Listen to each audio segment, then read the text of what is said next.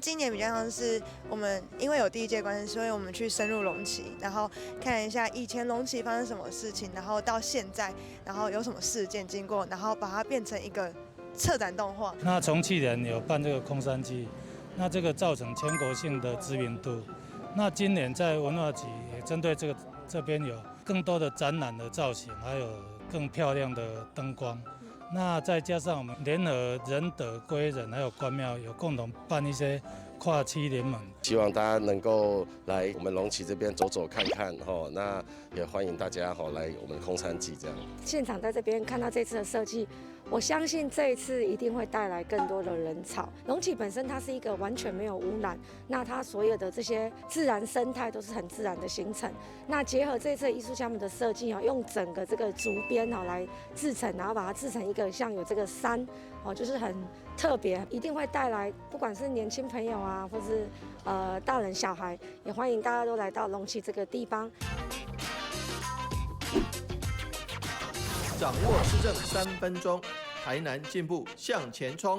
欢迎收看《市政3分钟》，我是林婷。去年首都举办的龙崎光节空山祭，在短短47天的展期就创造了19万的参观人次，更被誉为全国最美的山林灯节。2020龙崎灯节空山祭以大地回声为主题，将于12月25日圣诞节强势回归，呼应 COVID-19 疫情所带来的返乡潮流，利用龙崎古老传说窝镜窗，探讨都市与偏乡间的关系。今年文化局更携手12组艺术家，共同创造14组光景艺术作品，规模更胜去年。欢迎大家一起来龙崎探访这个梦幻秘境吧！现在就让我们来听听文化局长怎么说吧。大家好，我是台南市政府文化局局长叶泽山。第2届的龙崎光节空山祭大地回声，是取自于这个地方9则5节的故事窝镜窗的一个故事。那透过艺术家把这个故事融入到整个艺术的装置当中，所以今年总共邀请了12组的艺术家，总共创作了14组的这些大型的作品。最大型的作品是长达200公尺的大型装置，所以比去年的规模更加的一个宏大。我们今年特别用一种收票的方式来管控人潮，让整个参观的品质更好。同时希望说大家用50块钱一个铜板的一个价格来支持一个偏乡的地方创生，透过艺术介入整个所谓的空间，让整个龙崎能够再生。其实也反映了这一次的主题大地回声，希望更多的年轻人回到自己的地方，回到偏乡，来共同打造这样子的一个地区的一个繁荣。所以今年的龙崎光节比往年更加的精彩，欢迎大家一起来参观。接下来请收看中嘉新闻。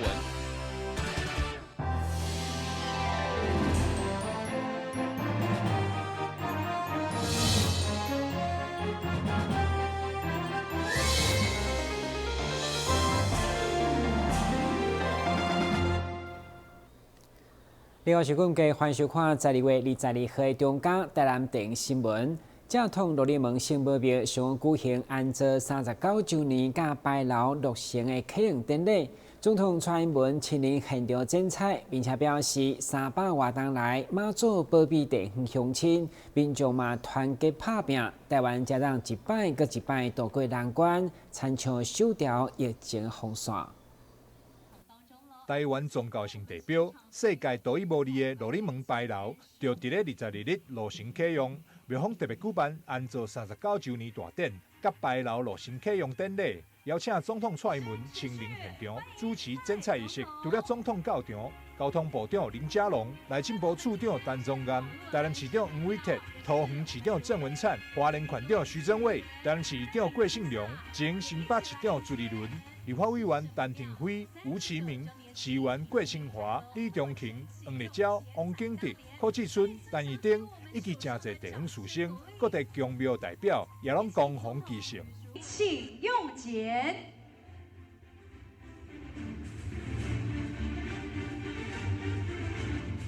300年来，咱这个圣母庙是咱地方重要的信用中心，嘛保庇咱地方的乡亲，也保庇咱台湾辛苦的行船的人。圣母庙经过3摆的重建，愈去愈大间，吼，就是因为咱妈祖有灵感，妈祖婆有保庇，咱家己嘛是爱拍拼。咱过去台湾会使安尼一摆过一摆度过挑战，就是因为咱拢足团结的。亲像即个台湾拄着疫情，会使收会掉，咱的经济表现嘛真好，就是因为咱有团结斗阵做伙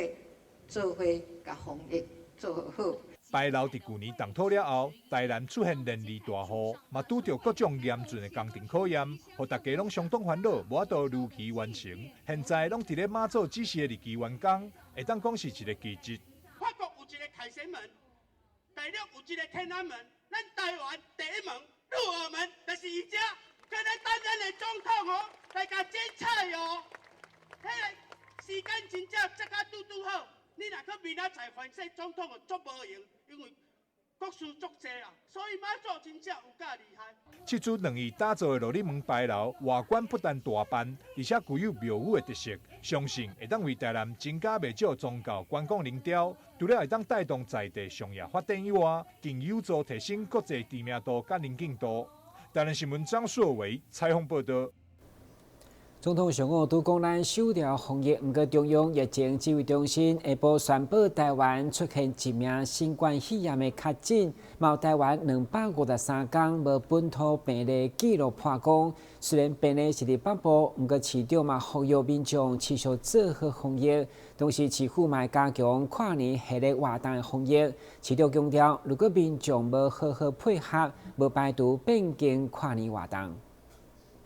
现在新型冠状病毒伫全世界流行，虽然台湾疫情控制了真好，但是22号下午，中央疫情指挥中心也宣布出现了1名本土的案例。这个案例活动的范围拢伫北部，但是市长杨伟霆接受访问的时阵也强调，台南接下来的跨年活动也会加强防疫的措施，希望民众会使多多来配合。我们将会依照中央流行疫情指挥中心的指示来要求我们的这个参与的人来做好防护。万一如果这个疫情有逐渐扩散的现象，因为按765所接触的3个人都已经感染的，那这个新的人他又有曾经在北部活动，但是我们真的如果说造成他2个地方在台北，1个地方在桃园，如果真的造成其他的这个不必要的这个人流，所可能造成威胁。我们将会用最严格的标准来审视，这最严格的标准的审视是不是有这个？上次我们以前我们的那个马拉松也停办过那以前世界篮展也国际篮展也停办过，所以说我们可能还会考量，如果说大家不遵守防疫措施，或大家不戴口罩、不保持不勤洗手、保持社交距离的话，那我们就。那个跨年活动可能就会做一些其他的考量。跨年前还有1场嘛，那如果这场大家不能够遵守防疫规定的话，我们跨年可能会再做一个另外的考量。中央疫情指挥中心也呼吁民众，除了爱勤洗手、甲挂嘴掩以外，也会使减少出入人较侪公共场所。指挥中心也强调，这案例是被无遵守规定的国外技术传染，所以也会针对航空业的防疫规定来做检讨。但新闻郭博义采访报道。营养乡亲22号上午坐13台游览车分别到市府甲议会抗议，要伫因遐设掩埋场。而带队议员陈秋红表示，该已经控制20几天，其中焚化炉10几天前已经拆了，表示当地无设掩埋场的必要，要求专案撤回，同时将该案列入专案报告。将近500位营养乡亲伫议员陈秋红顶坐面台陪同，头发白布条啊，以有毒、有绝污染、无爱掩埋场顶标语相当愤慨。22号上午先到市府抗议过后，转往议会，希望得到议长支持，做伙要求市府撤销业者申请，甲大家守护清气的土地。我嘛希望最后一日会当要求咱议长来陪愿。要求伊撤案，甚至把这个土地解决掉。希望咱议长会当好乡亲时代，做伙来环保局要求撤案。议长郭信良为了表达关心，嘛赶转来接下陈情书，表示一定会严格把关，袂互有毒的废弃物来影响地方生存。恁的声音我有听到，我今仔伫台南市议会头一只，甲恁接恁的陈情书，会当尽量伫法律上的部分来对咱做出着咱的希望甲恁的诉求，我会尽量来处理。根据了解，台南下营要设立掩埋场已经空前20几档，这回就是因为地方不满市府去年11月通过业者申请变更案，今年7月议会甲市府的协调会嘛拢无通知乡亲，所以议员陈秋红进一步要求议长一定要将该案列入议会专案报告，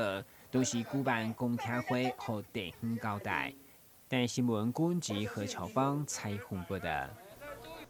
为落实食物教育观念甲友善环境的态度，上午伫台南东区复兴国小透过趣味活泼的闯关游戏，以来传达场面相当热烈。为了让学生了解相关食物教育议题，22号台南市3官学代表拢组织伫东区复兴国小，大家成立运动员宣誓行动。希望将友善生产、营养平衡、甲食在地、食当规定观念落实伫生活当中。家庭如果培养孩子一个健康饮食习惯，孩子喜欢喝含糖饮料，稍微给他控制一下，尽量他就吃的少一点的含糖饮料，对他的身体应该有更大的帮助，头也会更清醒。那另外当然很多的垃圾食物，一些油炸过多，这些其实都是不必要的。那但是日常生活中常见，我们希望透过这样的活动，给孩子从小去扎根。宣誓过后，4、5年级参与学生拢集结来参观，上项目预计将近600位师生甲职工共同参与，场面相当热烈。一天最多可以吃多少？很好，小朋友要记住哦，吃50而已哦。看到野外小动物，可不可以带回家？不行。漂亮。要爱惜食物，然后不要浪费，并且要少糖、少盐、少油，不要吃太咸，而且每天都要运动。可以了解那个食物对我们的好处啊。会中主办单位嘛准备济食材，要让师生家己包出创意的饭圆，好好享受友善环境所生产的好食物。透过我们这个食物的营养的均衡的调配呢，才能够吃出健康的身体，还有能够有一个健康的活力。所以我们透过这样的一个教育的宣导呢，让学生透过实际的操作体验，然后让他的生活上呢能够更加的落实。培养健康饮食的观念，甲友善环境的态度，嘛，让小朋友拢成为联合国永续发展的小尖兵。台南新闻管制何乔邦采访报道。先希望一个马上登来新闻现场。说到台南，你想到什么呢？是美食、古迹，还是丰富的人文景深呢？请跟着我们的脚步，欣赏百工百业专家阅览多样的人文风采，一同开辟阅读新飞页。敬请锁定每晚8点半第3公用频道。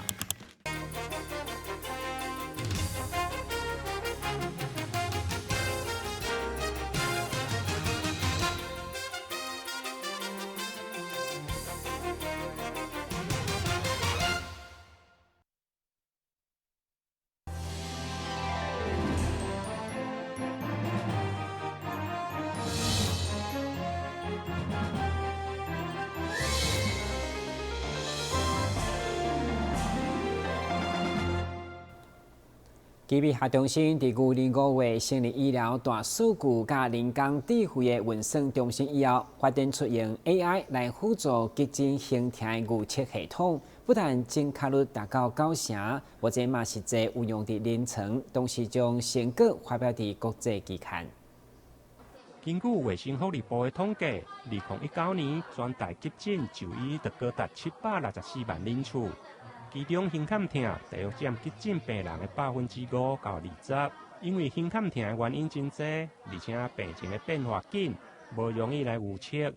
因此，基比医学中心利用大数据的分析，研发出人工智慧辅助急诊胸坎痛的预测系统，不但用来提升效率，而且降低判断错误的几率。准确度会用达到90%。我们的做法呢，是从2008年到2019年，那总共3院区的急诊胸痛的病人，大概有85200多个病人。那这些数据呢，去把它做一个这个萃取之后，那我们就参考文献，用14个这个参数，去成立这个模型。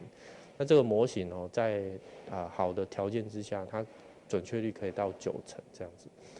那这个目前已经把这一套系统把它植入在我们那个医嘱系统。那这个医嘱系统就是说，病人他的检验报告出来了，那急诊医师就可以在医嘱系统上直接做预测。那在3到5秒的情况之下，就可以得到一个结果。那这个结果它可以辅助医生在做病人动向的一个决策辅。基美医学中心收集急诊最近10年来总共85254位病人，并且参考医学文献14项的特征值，用来预测急诊胸坎痛、并发心肌梗塞加死亡的几率。目前不但运用伫临床，而且搁伫国际 SCI 期刊来发表成果，行伫国内急诊医疗 AI 的头前。台南新闻引根采访报道。支持在地产业推动东山咖啡的发展。22号上午，第1场咖啡业者甲农友的美学会来到市区举办，业者除了精心竞选优质的东山咖啡，还希望谈论未来合作。根据了解，100公斤的青豆1点钟内就差不多拢卖完。这摆参与美学的18间咖啡庄园，拢是经过市府把关，取得无毒认证标准，调向精品，甚至已经摕下冠军等级的东山咖啡。所以虽然是第1摆办理美学，不过吸引超过60间咖啡业者来报名试饮，甚至敢若片味都已经落单。之前都有拿冠军、台南冠军的记录，所以就是他们家种植的品质本身就还不错。然后就是今天喝到，我觉得它的甜感很高，然后就是它还有带一点点花香，我就觉得非常的喜欢。咖啡业者踊跃的参与，嘛希望建立未来长期合作的管道。其中专美戏院负责人嘛是赤坎澎湃商圈发展协会理事长吴俊成嘛来交流，希望将在地咖啡引进戏院甲商圈。我们那边也有很多庙宇啊，我在花想也可以发展一个咖啡道啊。比如说在24个节气，在庙前面喝咖啡品尝啊，还是之类的活动啊。透过这样的机会很多买家跟我们买很多消费者在很多地方可以喝到创造3赢共赢的局面啊。这场美学会成功将东山咖啡进到市区。根据了解，100公斤的青豆伫1点钟内就将近卖完。除了对咖啡农的肯定，服业者的选择增加，毛民众会当品尝在地好咖啡，创造3赢。今日新闻管制何乔邦采访报道。特殊悠久的中营中学今年迎接创校135周年，除了规划各种校庆活动，嘛将邀请毕业的校友回来找找学生时代回忆，同时嘛制作各种专属的中风格纪念品，邀请所有校友回来母校行行看看。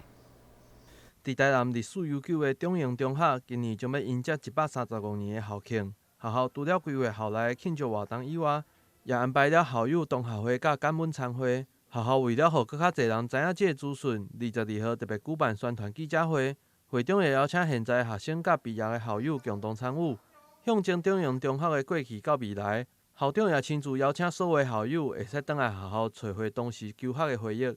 我想办这个寻根的活动很重要的就是要唤起我们校友们还有各界的这个社会贤达人士能够回到长隆中学来寻找一些共同美好的回忆那这些共同美好的回忆会激发更多这个情感的连结那我们这一次的活动透过一些老照片的呈现，还有一些就巡礼的活动还有这个史料文物就是特别在我们这个史料馆那这些会呈现在不同年代一些极光片语那更重要的就是说，透过一些照片或者是在这个活动的过程当中会让就像这个刘洪灭校友这样子会看到这个年轻的身影这些年轻的身影会激发我们更多这个情感的共鸣希望这一次这个寻根活动我们就是找到这样子的感觉那这边要稍微广告一下，就是26号从早上到晚上我们有园游会有这个社团成果展，那下午大概3点到5点我们也有校友的巡礼活动特别比较大的就是晚上那个晚宴是6点到差不多8点半那大概我们预定开了有65桌那大概70-80%都是来自不同就是也有从国外回来的校友一起来共襄盛举。这届校内也规划了学校历史相关的橡皮展览，希望要让现在学弟学妹会使熟悉过去的故事，也会使让回来学校的毕业生会使伫橡皮当中找看敢有家己。今年的校友同学会将要伫26号登场，到时阵学校也会准备各种的纪念品。如果是中营、中学毕业的民众，嘛千万莫错过这个精彩的活动。但新闻郭博义采访报道。去年大受欢迎的龙井空山节，今年12月25将再次登场。为了加强宣传，市长先到现场参观，也要请民众到时拢来逗留咧。今年的龙井空山节即将伫咧25日登场。台南市长黄伟哲15日特别来到主场地虎形山公园，来向大家宣传，并预告精彩的展出内容。去年的空山祭造成了空前的轰动，那去年的空山祭也造成了万人空巷，所以我们在47天里面有总高达19万人次能够来这边，为我们总共只有3000多人口的龙旗，事实上造成了爆量以及惊喜跟惊艳。那今年我们更加审慎、更加努力的规划，能够让这个空山祭能够真正做出更多民众他想要的品质，跟他想要的这个不管是看门道或是看热闹都有了，都是适合的。为什么呢？因为它有更多的项目，那但是又有一些又怕有时候人太多会影响到观赏的品质，所以我们还是做了一些分流人潮的分流。所以呢，今年的空山祭把展期从45天，用47天拉长到66天。今年是以大地回声为主题，来探讨人、乡土、都市甲偏乡之间的关系。不管是作品的数量，也或是规模，也拢比去年更加精彩丰富。希望会当再创去年的观光高峰。在2020年，因为疫情的关系，许多人从外面回来了台湾，返乡从一种比较不被察觉的事情，变成一种主流的思想。因此，这个返乡的主题紧扣着我们这次的主题“大地回声”，就是在讲大地的能量，它是永续发展的。龙井空山节去年首度举办，就受到社会大众热烈欢迎。主办单位今年改换购票立场，加上新的主题，期盼不只会当维持参观的品质，更是为咱市偏乡地区创造新的发展空间，带动地区的发展。台南新闻张硕伟采访报道。以上就是12月22号的中嘉台南电视新闻，非常感谢你收看，咱再会。